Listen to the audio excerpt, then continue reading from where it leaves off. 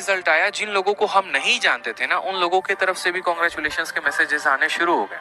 लोग मेरे बारे में सोच रहे थे कि हाँ मैं नालायक हूँ, हाँ मैं निकम्मा हूँ, मैं कुछ भी नहीं कर सकता। या तो मेरे पास ऑप्शन है कि मैं यहाँ से आगे पहुंचूं, आज इस बिल्डिंग के बाहर खड़ा हूँ, एक वक्त लेकर आऊं कि इस बिल्डिंग के मैं अंदर मौजूद हूँ। और मेरे साथ एक और लड़के थे, मैंने उनसे भी ये बात कही थी कि देख लेना, 1 साल के अंदर ये कहानी पलट कर मैं रख दूंगा। आज मैं इस गेट के बाहर हूँ और ये सिक्योरिटी गार्ड मुझे मना कर रहा है, हालांकि उसकी वो ड्यूटी है, वो डेफिनेटली है, ट्रेसपैसर्स को मना करेगा, लेकिन 1 साल के अंदर कहानी ऐसी पलट दूंगा ना कि इस बिल्डिंग के अंदर मैं मिलूंगा। और हुआ भी यही यहाँ पर। एक मेरे भाई तब से परेशान है और वो एक ही बात कहे जा रहे हैं कि सर ब्रेकअप हो गया, मोटिवेशन दीजिए। देखिए, ऐसा नहीं है कि ब्रेकअप होने के बाद पर्टिकुलरली किसी चीज की मोटिवेशन की जरूरत होती है। एक छोटी सी आप लोगों को हम स्टोरी शेयर करते हैं, क्योंकि ये बच्चा काफी परेशान है और तब से एक ही बात लिखे जा रहा है, इसीलिए मैं आपको एक छोटी सी बात बताता हूँ कि जब ब्रेकअप हो जाए तो क्या करना चाहिए इंसान को। क्योंकि आउट ऑफ द बॉक्स है, बट परेशान मत हो, ठीक है, कि ब्रेकअप के बाद वाकई में क्या करें। ठीक है, ये एक बहुत बड़ा मुद्दा हो सकता है, बहुतों के लिए ये छोटी शब्द हो सकती है, जो थोड़े से पढ़ाकू होंगे उनको लगेगा अरे सर क्या बता रहे हैं, ठीक है, लेकिन जिनके साथ जीवन में ऐसी घटना होती है उनके लिए बहुत महत्वपूर्ण बात होती है।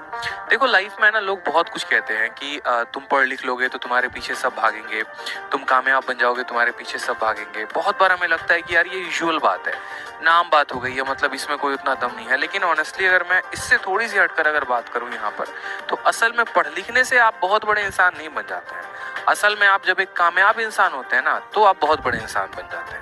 जैसे उदाहरण के तौर पे आपके घर में आपका छोटा भाई भी पढ़ रहा है, लेकिन वो उससे बहुत बड़ा इंसान नहीं बनेगा। जब आपका एक बहुत बड़ा व्यक्तित्व हो जाता है समाज में, जैसे नौकरी से भी बहुत बड़ा इंसान नहीं बन सकता है। आप ग्रुप डी की नौकरी निकाल लोगे तो क्या हो गया, मतलब बहुत बड़े सितारे बन जाओगे? नहीं होता ना मेरे भाई। जब तक आप जिस औहदे के लिए तैयारी कर रहे हैं वो औहदा, वो वजूद बहुत बड़ा होना चाहिए, तभी आपके पीछे दुनिया भागती है, तभी आपको कनेक्ट करने की कोशिश करती है। जैसे एग्जांपल में देखिए, आप एक मूवी है शादी में जरूर आना, मेरे भाई हीरो क्या रहता है, एक क्लरिकल एसएससी से मान लो कोई एक इंस्पेक्टर पोस्ट पे सिलेक्टेड होता है, और जो उनकी मोहतरमा, जो उनकी मैडम होती हैं, वो यूपीएससी में कोई पर्टिकुलर एक पोस्ट निकालते हैं। तो अगली बार उसको इतना बुरा लग जाता है कि वो उससे भी और ऊपर पोस्ट लेकर आता है। ठीक है, अगर आप किसी के इक्विवेलेंट भी जाएंगे ना, तो भी आपका बहुत बड़ा सम्मान नहीं किया जाएगा समाज में। यानी आपको अपना ओहदा और आपको अपना लेवल जो है वो काफी ऊपर रखना पड़ेगा। और इस बात में थोड़ी सी सच्चाई जरूर है। देखना, एक छोटी सी बात मैं आपको कनेक्ट करूं, जिस दिन आपके सिलेक्शन की झांकी निकलेगी ना मेरे भाई, उस दिन आपको पता चलेगा कि सिलेक्शन का महत्व कितना था। जैसे मेरे एक सर थे, और सर थे नहीं सर हैं, और वो हमेशा एक बात, जब मैं लाइब्रेरी में पढ़ा करता था ना, तो वो हमेशा मुझसे एक बात बोलते थे कि आदित्य, तुमको अभी महसूस नहीं है कि तुम्हारी जरूरत लोगों को कितनी होगी, या लोग तुमसे किस कदर कनेक्ट करेंगे। क्यों? क्योंकि जब हमने पढ़ाई शुरू किया तो हमारे रिश्तेदारों ने धीरे धीरे हमारे घर वालों का साथ देना छोड़ दिया। मतलब पता चलता था कि मामा जी के घर से लड़ाई हो गई एक तरीके से कह के, या रिलेटिव आसपास के जो है उन्होंने पापा मम्मी को काफी ताने देना शुरू कर दिए। यहाँ तक ये भी कह दिया तुम्हारा बच्चा पढ़ाई थोड़ी करता है, 3 साल से दिल्ली में मटर गश्ती कर रहा है। ऐसी कई सारी बातें होना शुरू हो गई। जिनके साथ हम कनेक्टेड थे वो लोग भी धीरे धीरे छोड़ने लगे। ऐसे हालात में जब इंसान अकेला पड़ जाता है ना, तो या तो 2 रास्ते होते हैं, या तो जो रीजन है उसको छोड़ दो, और नहीं तो अपने आप को इतना लगा दो ना कि ये सभी चीजों से आप ऊपर उठकर काम करना शुरू कर दो। शुरू के तो 2-3 महीने हमने भी काफी बर्बाद किए, ठीक है, 3-4 महीने हो गए बर्बाद।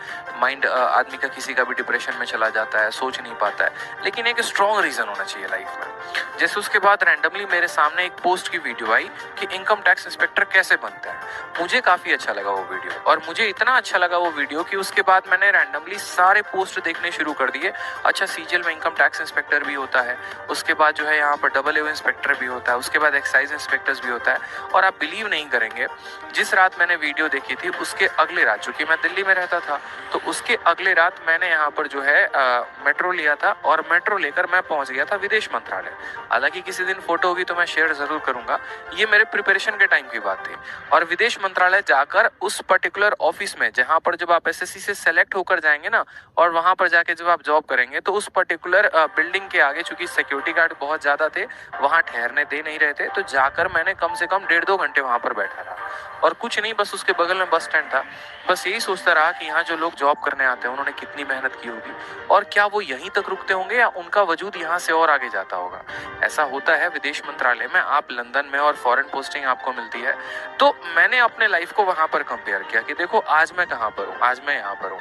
मेरे पास दो रीजन है, या तो यहाँ से मैं बहुत गड्ढे में चले जाऊँ, अपने आप को बहुत नीचा दिखा दूं, अपने आप को वाकई में वो साबित कर दूं जो लोग मेरे बारे में सोच रहे थे कि हाँ मैं नालायक हूँ, हाँ मैं निकम्मा हूँ, मैं कुछ भी नहीं कर सकता।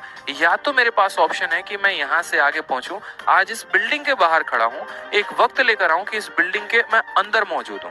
और मेरे साथ एक और लड़के थे, मैंने उनसे भी ये बात कही थी कि देख लेना 1 साल के अंदर ये कहानी पलट कर मैं रख दूंगा। आज मैं इस गेट के बाहर हूँ और ये सिक्योरिटी गार्ड मुझे मना कर रहा है, हालांकि उसकी वो ड्यूटी है, वो डेफिनेटली है, ट्रेसपैसर्स को मना करेगा, लेकिन 1 साल के अंदर कहानी ऐसी पलट दूंगा ना कि इस बिल्डिंग के अंदर मैं मिलूंगा। और हुआ भी यही यहाँ पर। फिर उसके बाद यहाँ पर इतना आदमी थोड़ा सा जो है मेहनत करना शुरू कर दिया। वो मुझे एक रीजन मिल गया कि मुझे वहां पर क्यों जाना था। वो रीजन मुझे मिल गया क्योंकि मुझे अपने आप को बहुत बेहतर बनाना था।